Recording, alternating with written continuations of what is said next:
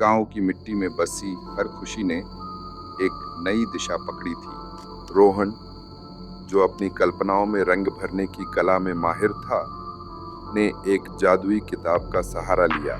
जैसे ही उसने किताब खोली, उसमें यादों और संभावनाओं की एक नई दुनिया खुल गई। पुस्तकालय सुनकर उसके मन में एक चमक आ गई। उसके इस शब्द को जोर से पढ़ते ही गांव के बीचों बीच एक चकाचौंध भरा पुस्तकालय प्रकट हुआ।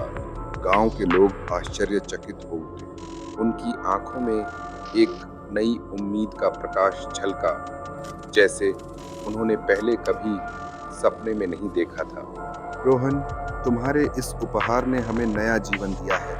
अब हम ज्ञान के मंदिर में आकर सीखेंगे, उन्होंने कहा। रोहन ने अपनी जादुई किताब को फिर से खोला। सांस्कृतिक केंद्र का जादुई शब्द उसकी जिह्वा पर थिरक उठता है। बच्चों और बड़ों की खुशियों की जैसा माहौल अदृश्य रूप से उभर आया। इस बार गांव में एक सांस्कृतिक केंद्र उग आया।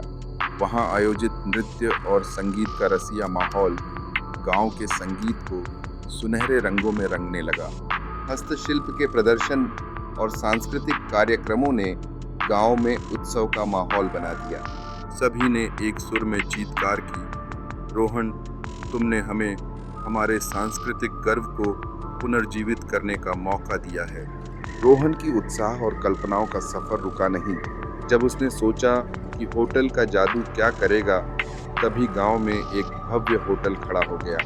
अब गांव में पर्यटक आकर उसकी खूबसूरत परंपरा और संस्कृति का साक्षात्कार कर सकेंगे। गांव वालों की खुशी का ठिकाना नहीं था। रोहन, तुमने हमें एक नया भविष्य दिया है, उन्होंने धन्यवाद दिया।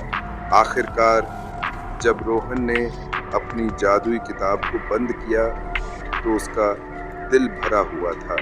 उसने अपने गांव को एक आदर्श गांव में तब्दील होते देखा। सभी लोग एकजुट होकर उसकी सराहना कर रहे थे। इस जादुई यात्रा ने हमें एकता, खुशहाली और समृद्धि का प्रतीक बना दिया है, उन्होंने सामूहिक रूप से कहा।